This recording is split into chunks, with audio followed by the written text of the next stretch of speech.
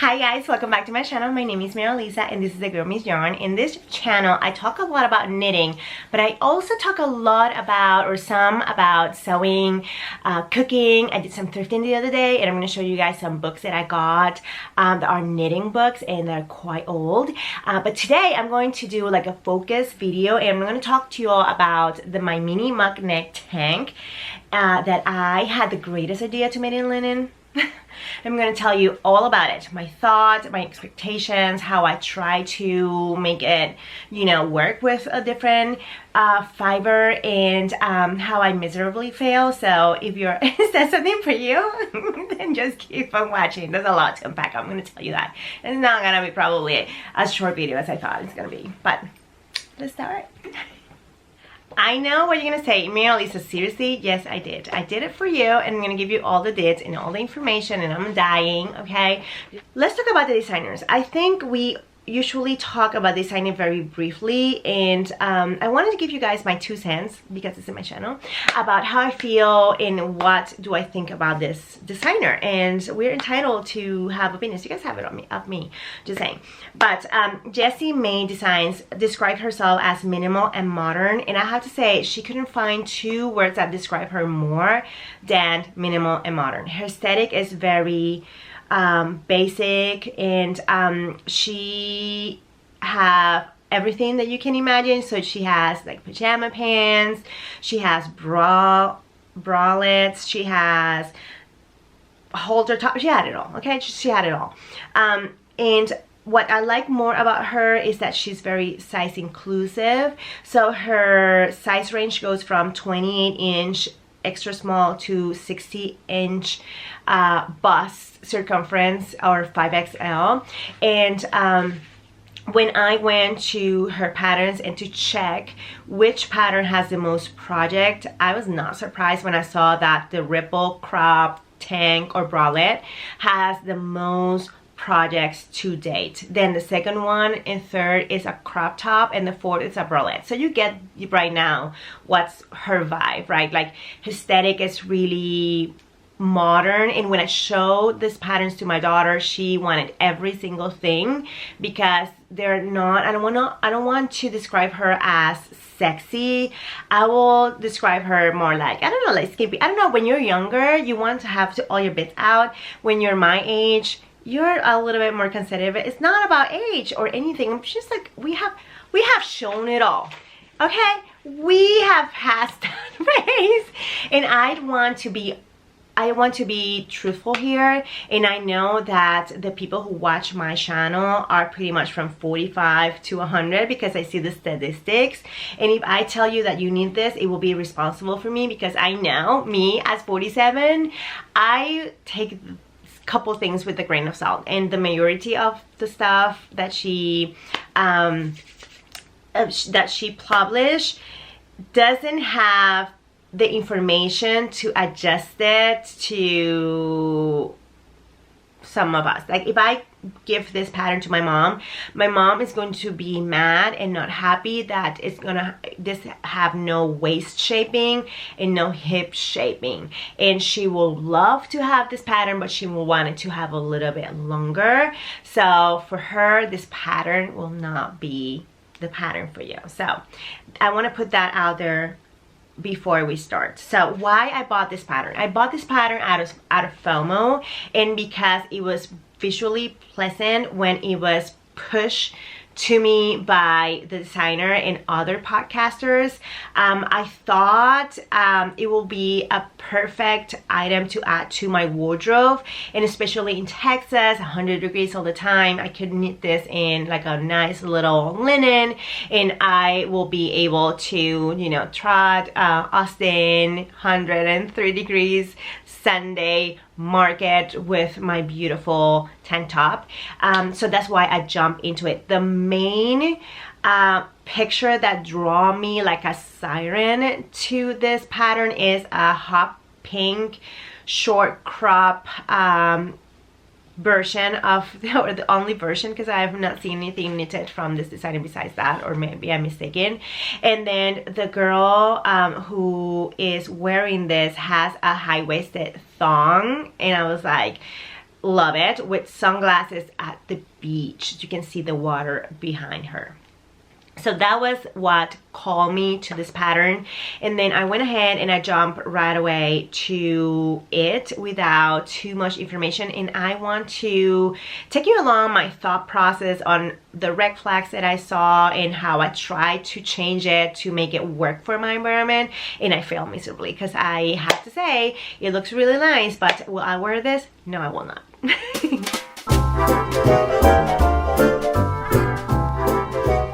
The first thing that I did when I got this pattern is, of course, print it.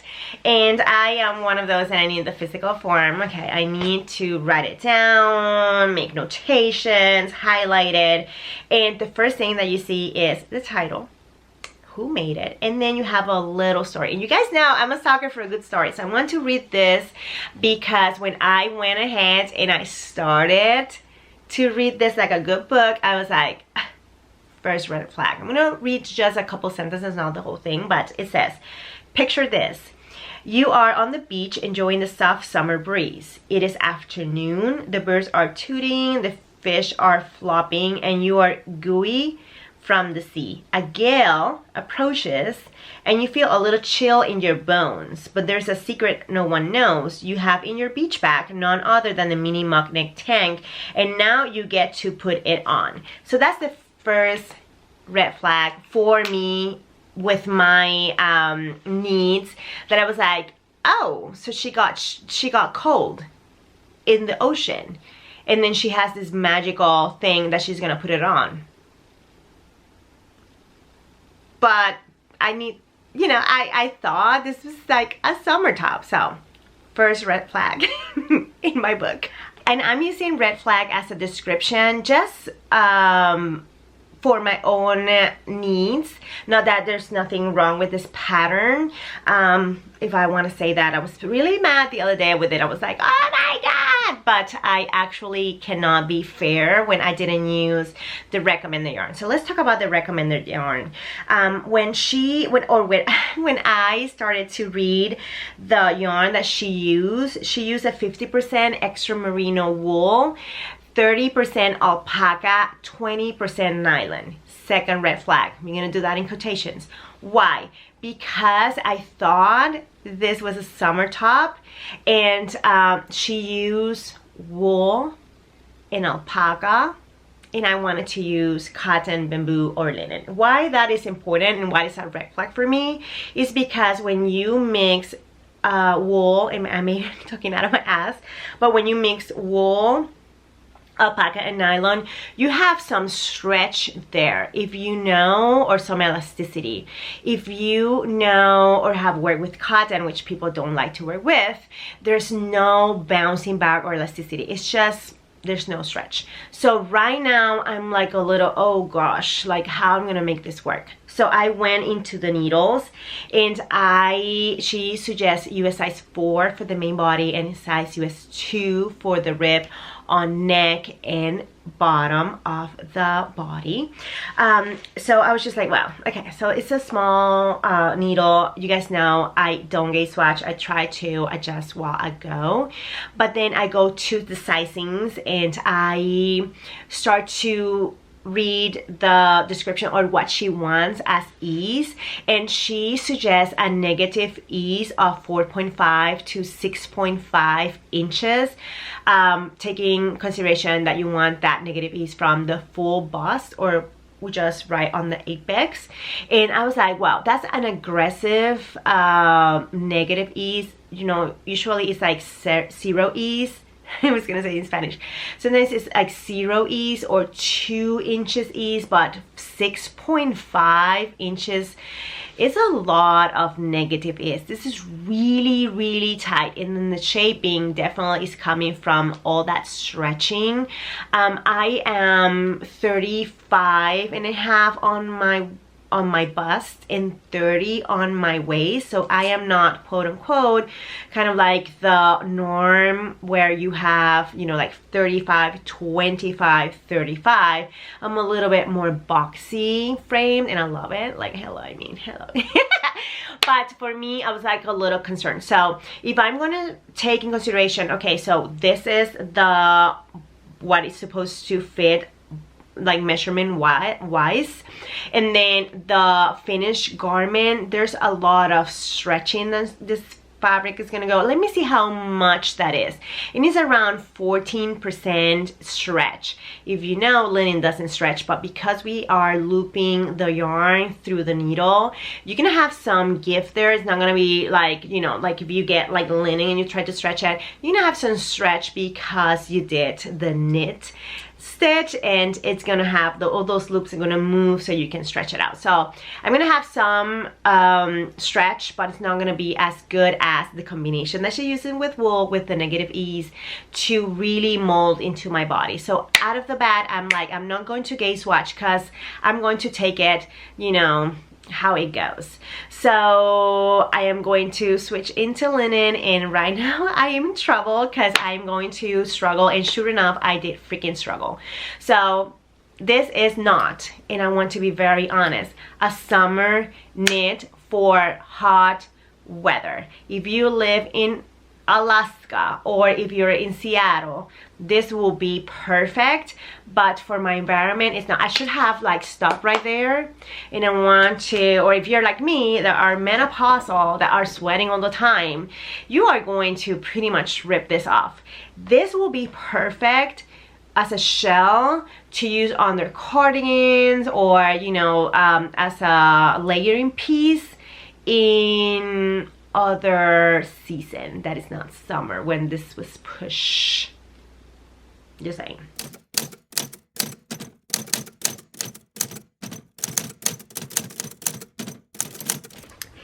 The other day I bumped into 2 knitting books at my thrift store.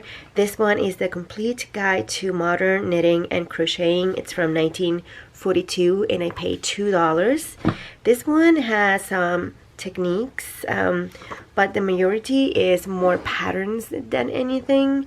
So I'm going to do a little look through for you guys, but we have all kinds of patterns, and we have gentlemen, ladies, kids, crocheting, accessories. It has it all.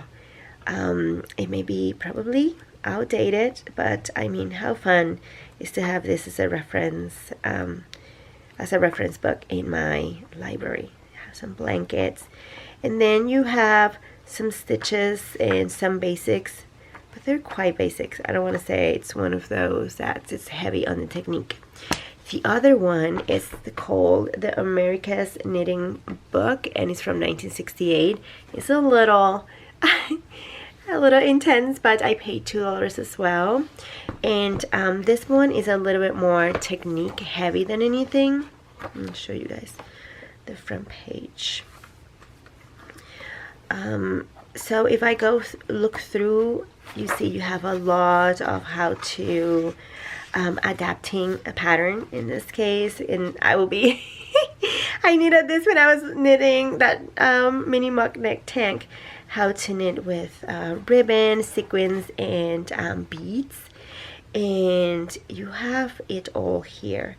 It's a lot of yeah, troubleshooting, finishing, a lot of technique, and then in the front you have a lot of the how to make your own pattern, adjust it, all that. So I just wanted you guys to look through it, and if you find one of these, just snatch it, because I mean, they're great. They're great as reference, and like me, I just like old stuff. So I hit goal. I paid $4 and I was so happy. So let's go back to the mini mock neck tank. So let's start talking about my actual mini mock neck tank. Mini mock neck tank top, whatever. So I use the Queens & Co. Sparrow in the Eclipse color, and I have used this yarn before. I love it. It really blooms and can get super drapey when you wash it, and I did make another shirt in the same colorway, but we're not gonna talk about that because I keep on buying the same thing over and over. But I did wash it on the washing machine after finishing, and I did kind of like a quick wash, and then I did a very gentle drying, and it just perfect. There's nothing to worry about there. Construction wise, she gives you schematics that I thought were quite helpful, but you get the schematic of around the bust, and she takes it right down here. So right now I was like, oh, okay, what's going on?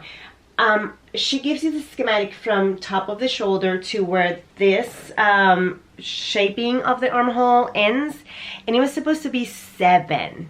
But if I take my measurement from top of the shoulder to here, it was not 7. It was going to be cutting into my armpit, and because this is linen and it's not going to stretch and all that as much, I was like, let me just keep going and then keep adjusting. I probably need more space, kind of like a 9, and that's exactly what I have. I have like 9.5, and it definitely doesn't work because I need it to be a little bit more close up. I should have gone up like this, and it would have been good, okay? But if she added, or I thought I needed the schematics on how wide this band should be, because that will help me notice that probably I just kind of like adjust it just because it goes in a little. So I will have noticed, oh yeah, I'm quite going a little bit too big, but I thought it was going to be okay, and I didn't know what she was going to do here. So moving on, let's talk about the process. You start on the back, and you do some kind of like back shaping, and then you work back and forth. At the same time that you're going down, you're having like a decorative kind of like edge. So this is done while you go down, so you don't have to go back and pick anything, which I think it was such a great thing to do. There's a lot of purling there until you reach this mark, right? So then you move to the front, and I think you work on right and then on left, or vice versa.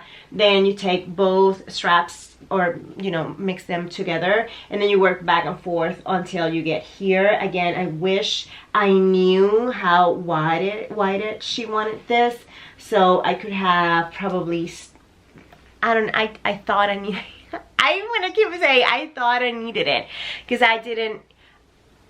If you, okay, so if I'm talking about 0 ease, and then I didn't want it to be too like, I want my straps to be covered, so that's what I was worried about. Let's put it that way. That's why I wanted it to know the schematic, because I'm not gonna get, like, I cannot be without my bra, okay? Like, just say, like, that's my safety blanket. My blush and my bra are my safety blanket. Anyway, so then again, you do some cast on stitches there, and I thought about just doing something here, or just like cutting it out some way, because if you see here, it's very revealing for me in the front, and I have a lymph node dissection scar, and I don't know, I have like chicken fat in there. I don't know, just feel like it's too wide for me. So all those adjustments that I tried to do fail miserably. Then when you start working on the round, you go as long as you want your body to be, and I thought, and this is where I was a little disappointed, really disappointed, is that if you take, a tank top aesthetic, it can be whatever, but if I'm going to make a tank top in a sewing, like in a regular fabric, I will take my measurement of my bust and my waist and my hip. Why? Because you want it to hug whatever is all around, and you don't have that here. So I think that's why she has that super negative ease, just to cinch it in. And then this is like, anyway, so I was expecting a little bit more shaping. If I give this pattern to my mom and she doesn't see any shaping for the waist or shaping for the hips or anything, or any information like that, she was gonna be like disappointed. So if you want to extend it past your waist, good luck, okay? Just take your knitters, a little heart out, do the math, and I feel when if I have to do too much math, what's the purpose? Am I in a fucking pattern design? Anyway, so I made it 8 inches. Then I didn't switch the needles to make the band, and I don't care about that. What I do care is about the armhole is too big. The only way that I can